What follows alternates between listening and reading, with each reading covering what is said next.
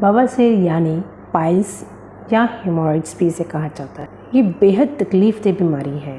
इसका सही समय पे इलाज होना बेहद ज़रूरी है। यदि परिवार में किसी भी एक सदस्य को ये प्रॉब्लम होती है तो ऐसे आशंका जताई जाती है कि और किसी सदस्य को भी होने के चांसेस हो सकते हैं। बहुत पुराने होने पे ये भगंदर का रूप ले लेती है, जिसे हम फिस्टुला भी कहते हैं।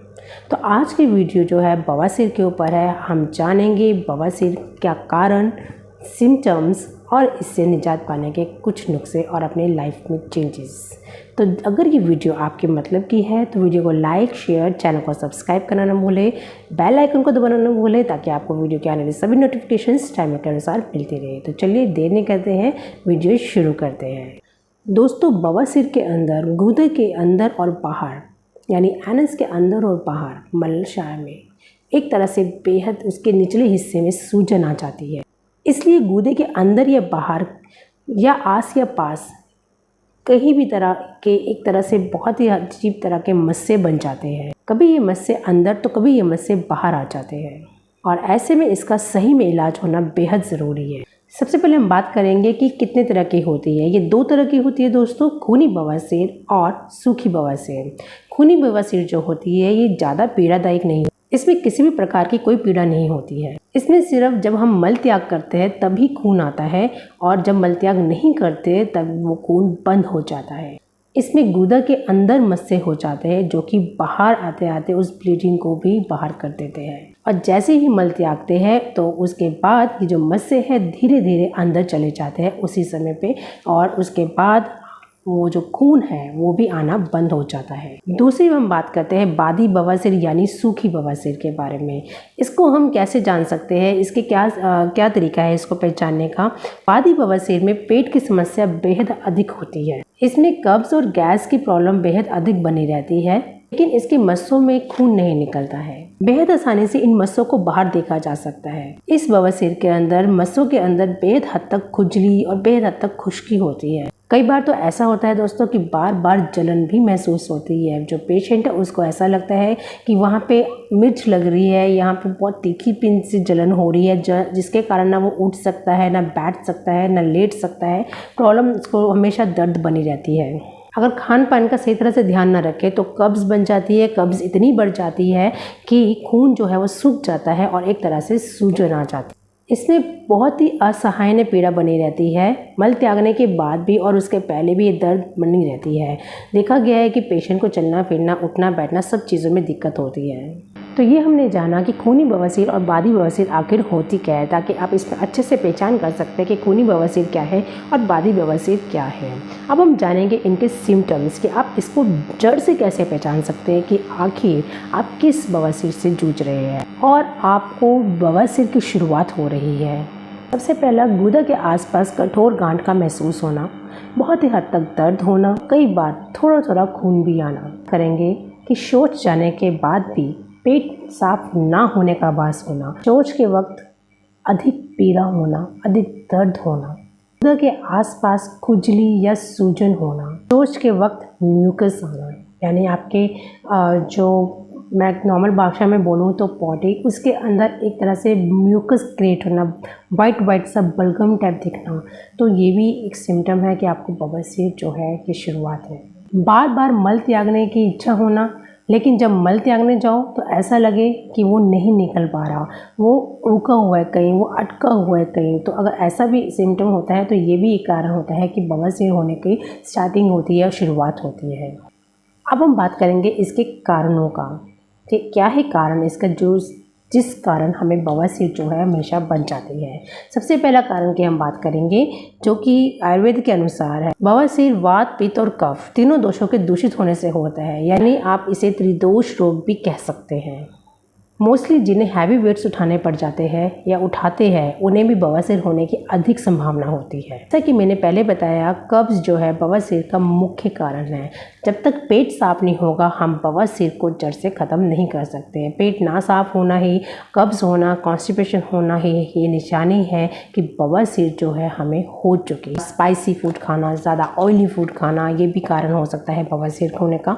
सिगरेट पीना, शराब पीना, ज़्यादा एक्सरसाइज ना करना। एक्सरसाइज तो बिल्कुल अपनी लाइफ में रखना ही ना, चाहे आधा घंटा हो, चाहे 20 मिनट का ही क्यों ना हो। वो एक्सरसाइज कई लोग नहीं करते बिल्कुल भी, उसके कारण भी बवासीर हो सकती है आपको। और साथ साथ अगर हम बात करें, सोच जो है वो से ढंग से ना आना, फाइबर फूड ना लेना, ज़्यादा जंक फूड्स खाना, तला भुना खाना, मैदे से बनी चीज़ें खाना। मैदे जैसे कि हमने पहले बताया कि आपके आंत के लिए बिल्कुल अच्छा नहीं है, बिल्कुल नुकसानदायक है। तो इस चीज़ का आपको हमेशा ध्यान रखना है। तो ये थे इसके कारण और ये थे इसके सिम्टम्स। और अब हम बात करेंगे कि कैसे और किस तरह से घरेलू नुस्खों के साथ हम इसका समाधान कर सकते हैं। तो चलिए जानते हैं कि वो क्या है घरेलू नुस्खे। सबसे पहले हम बात करेंगे एलोवेरा। बिल्कुल, एलोवेरा जो है ठंडा होता है और ये हमारे कब्ज़ के लिए रामबाण इलाज है। आप चाहे इसको ड्रिंक में ले सकते हैं, आप चाहे इसका नॉर्मल गूदा भी 1 चम्मच ले सकते हैं, नहीं तो पानी में मिक्स करके ले सकते हैं। ये दोनों बवासीर के लिए बेहद अच्छी होती है। ये आपकी कब्ज़ की प्रॉब्लम दूर करती है, बवासीर में जलन और दर्द को भी दूर करता है। एलोवेरा पीने के साथ साथ आप एलोवेरा जेल को अपने गूदे के अंदर भी लगा सकते हैं, जहाँ पे आपके मस्से हैं, मस्सों के ऊपर लगा सकते हैं, जिससे आपको बहुत हद तक ठंडक महसूस होगी, बहुत आराम महसूस होगा। इनको ख़त्म करके आपके मस्सों को बहुत ज़्यादा हद तक शांत कर देगा। दूसरा हम बात करेंगे नारियल की जटाओं की। नारियल की जटाओं को आप अच्छी तरह से भून लें, चाहे आप उसको कढ़ाई में भून लें, चाहे आप उसको गैस में भून लें और उसकी एक राख बना लें, एक तरह से उसका एक मतलब पाउडर फॉर्म में बना लें। और इसको आपने 1 गिलास मट्ठे में, सुबह खाली पेट 1 गिलास मट्ठे में 1 चम्मच डालकर लेना है, डेली रोज़ पीना है। आप देखेंगे आपको बवासीर जो है बहुत हद तक ख़त्म हो रही है और बहुत रिलीफ मिल रहा है। अगर आपको खूनी बवासीर है दोस्तों, तो आप उसमें 1 गिलास पानी लें और साथ में 1 चम्मच सेब का सिरका मिलाएं और इसे डेली पिए। तो आप देखेंगे खूनी बवासीर में ये बहुत अच्छी तरह से आपका काम करेगा। और हो सके तो थोड़ा सा कॉटन में इसे भिगोकर सिरके के अंदर आप अपने मस्सों पे लगा सकते हैं। सेब के सिरके का सेवन आपको दिन में 2 बार करना ज़रूरी है। पेट की कब्ज़ को दूर करने के लिए आप रात को 3 अंजीर को भिगो के रख दें पानी में और सुबह खाली पेट इसको बिल्कुल बिना ब्रश के आपको इसको चबा चबा के खाना है। आप देखेंगे कि आपकी कब्ज़ से आपको रिलीफ हो रहा है और बवासीर में बहुत हद तक आराम आ रहा है। दोपहर के वक्त 1/4 चम्मच अजवाइन और 1 आधा चौथाई चम्मच काला नमक, इसको मट्ठे में मिलाकर ज़रूर पिए दोस्तों।